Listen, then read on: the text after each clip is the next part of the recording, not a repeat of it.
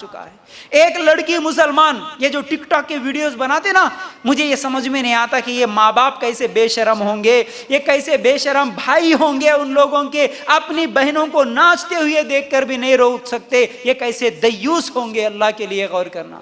ایک لڑکی وہی ٹک ٹاک بنانے والے، اب ایک دوسرے کو تو اس میں کیا ہے، ان کی آئی ڈی مل جاتی ہے، ان کے ساتھ میسیجز چلے جاتے ہیں، پھر اس کے ساتھ کیا ہے کانٹیکٹ نمبر بھی مل جاتا ہے، باتیں کرتے ہیں. وہ لڑکی وہ ٹک ٹاک بنانے والے لڑکے کو کال کرتی ہے، وہ کال ریکارڈ وائرل ہوا. اب اس کال میں وہ بولتی ہے اس ٹک ٹاکر، وہ اس کے لیے ہیرو بن جاتا ہے. اب ٹک ٹاک میں وہ جھوٹی شان دکھاتے ہوئے کچھ تو بھی ایکٹنگ کر لیا تو اس کے دیوانے بن جاتے ہیں یہ لڑکیاں. اللہ کے لیے غور کرنا. کیا بول رہی وہ معلوم ہے؟ وائس کال کر کے دیکھو مجھے تم گرل فرینڈ بنا لو. بے شرمی اور بے حیائی کی بات دیکھیے. اور اس کے بعد کہتی ہیں کہ بولتی ہے وہ کہ میں تمہاری گرل فرینڈ بننا چاہتی ہوں. جب وہ بات سننے کے بعد وہ لڑکا ہنستا ہے تو بولتی ہے اے اللہ تم مذاق سمجھ رہے، میں مذاق سے نہیں بول رہی. اللہ کا نام بھی اس کی زبان پر. اور بولتی ہے کیا مجھے معلوم ہے شاید تمہاری اور بھی گرل فرینڈ ہوں گی، اس کو بھی رکھو ساتھ میں، مجھے بھی رکھو، لیکن میں بھی رہنا چاہتی تمہارے ساتھ.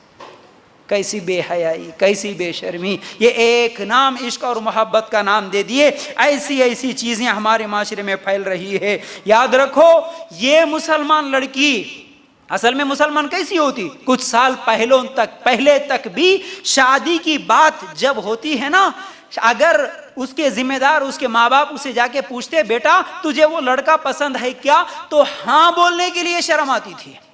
ہاں بولنے کے لیے شرم آتی تھی. اللہ کے رسول صلی اللہ علیہ وسلم نے اسی لیے فرمایا، حدیث میں کیا الفاظ ہے، اے اللہ کے رسول صلی اللہ علیہ وسلم یہ کنواری لڑکیوں سے جب شادی کی بات ہوتی ہے تو وہ راضی ہے یا نہیں ہے ہمیں کیسے پتا چلے گا؟ حالانکہ وہ شرم و حیا والی وہ ہاں بھی نہیں بول سکتی. اللہ کے رسول صلی اللہ علیہ وسلم نے فرمایا اگر کوئی لڑکی خاموش ہے تو سمجھ لینا اس کی خاموشی ہی رضامندی ہے. اتنی شرم و حیا والی مسلمان لڑکی. آج حالات ایسے ہیں کہ اب تو خود پسند کر کے لے کے آ لیتی ہے داماد کو، ماں باپ کو ڈھونڈنے کی ضرورت نہیں.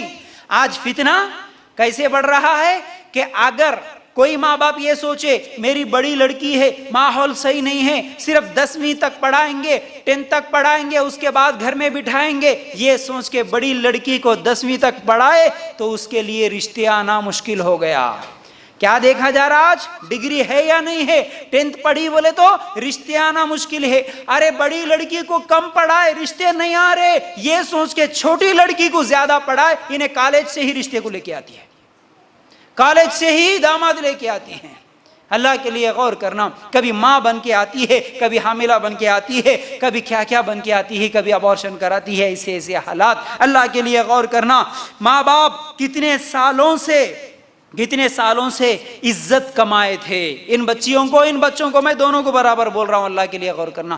کتنے سالوں سے عزت کمائے تھے، نام کمائے تھے کتنے سالوں سے، لیکن وہ عزت وہ نام صرف چند لمحوں میں سڑکوں پہ لے کے آ کے رکھ رہی ہے. ماں باپ کے خلاف فائٹ کر رہی ہے آج مسلمان لڑکیاں اور لڑکے، اور انہیں شعور تک نہیں ہے کہ ہماری وجہ سے ہمارے ماں باپ بے عزت ہو رہے ہیں. ہماری وجہ سے ہمارے ماں باپ کیا ہے لوگوں کے زبانوں پر تبصرہ بن رہے ہیں. ہماری وجہ سے ہمارے ماں باپ کا نام خراب ہو رہا ہے. اتنا بھی نہیں سوچتی ہے. اب ان لڑکیوں کی جو شادیوں پر نہ اللہ کی رضامندی ہے، نہ ماں باپ کی رضامندی ہے، نہ رشتہ داروں کی رضامندی ہے. بتاؤ اب ان شادیوں پر کیسے خوشی ہو سکتی ہے؟ اب ایسے نکاح کر کے جو لوگ رہتے ہیں اس میں اللہ کی برکت کیسے آتی ہے؟ رپورٹ کے مطابق 3 دن پہلے یہ رپورٹ آیا تھا نیوز میں، کیا کہ جو محبت کی شادیاں کرتے ہیں ان لوگوں میں 45% لوگ طلاق کے لیے کورٹ پہ آ رہے ہیں، طلاق مانگنے کے لیے. جو شادی سے پہلے محبت کے نام پر ماں باپ کو گھر کو چھوڑ کے بھاگ رہے، وہی لوگ 45% ہے جو طلاق لینے کے لیے جا رہے. لڑائیاں جھگڑے ہو رہے، مار پیٹ ہو رہی ہے، پھر بھی نہیں سمجھ میں آتا آج ہمارے بچیوں کو. ایسے واقعات دیکھنے کے بعد بھی اس کے ساتھ ایسا ہوا، اس کے ساتھ ایسا ہوا، انہیں ظلم کرا، انہیں چھوڑ کے بھاگ گیا، انہیں ہوٹل میں بھیج دیا. آج یہ سب دیکھنے کے بعد بھی یہ سوچنا لڑکی کا کہ نہیں میرا عاشق ایسا نہیں ہے، میں جسے محبت کرتی وہ میرے ساتھ ایسا نہیں کرے گا. یہ سوچ کے اندھی دھن میں چلے جاتی ہے. رشتے صورتوں کی بنیاد پر نہیں بنتے, رشتے سیرتوں کی بنیاد پر بنتے ہیں. اخلاق, محبت, چاہت, نرم مزاجی, پاکیزہ سیرتوں سے میاں بیوی کے تعلقات میں مضبوطی آتی ہے. لیکن ناپاکی, یہ تعلقات ایسے ہی رہیں گے تو پھر کیسے رشتوں میں مضبوطی نہیں آ سکتی. یاد رکھو, لڑائیاں, جھگڑے, یہ سب چیزیں آج اسی لیے ہو رہی ہے. اور ایک فتنہ بھی بتاؤں, آج اکثر شادیوں میں, اکثر بول رہا ہوں میں, جہاں تک میرے پاس آتے ہیں واقعات, لوگ میرے پاس جو بھی کیا ہے, چاہے دعا کے نام پر آتے ہیں یا سجیشن کے نام پر آتے ہیں یا پھر کوئی ہمارے مسئلے کا حل بتاؤ بول کے لڑائیاں جھگڑے لے کے آتے ہیں میرے پاس, ان میں سے اکثر یہی کمپلینٹ ہوتی ہے, شادی ہوئی 8 دن ہوا, 6 مہینے ہوا, سال نہیں ہوا.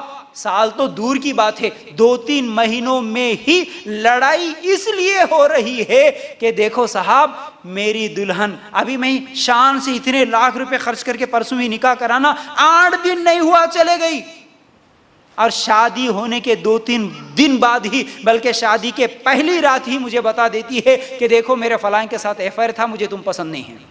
میں شادی اس لیے کر لی کیونکہ میرے ماں باپ مجھے زبردستی کرے تھے, مجھے تم پسند نہیں ہے, اسی کے ساتھ جانا ہے. اس بنیاد پر طلاق لے کے چلے جاتی ہے کتنی لڑکیاں. اللہ کے لیے غور کرو, ہمارا معاشرہ اسے بہت زیادہ برائیوں کی طرف بڑھ رہا ہے.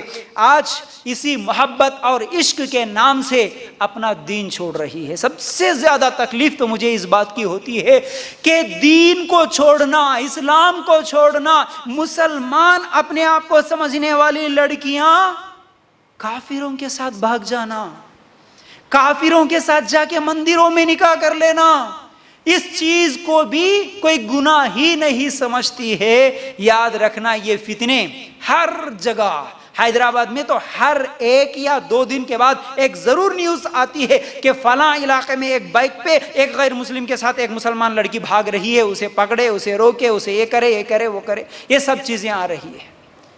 مسلمان لڑکیاں غیر مسلموں کے ساتھ یا تو کورٹ میں اریج کر رہی ہے, یا تو پارکوں میں گھوم رہی ہے, یا تو پھر بائکوں پہ مل رہی ہے, یا تو لاڈجوں میں یا تو ہوٹلوں میں مل رہی ہے, یا آئس کریم پارلروں میں مل رہی ہے. آج ایسا کیوں ہو رہا ہے؟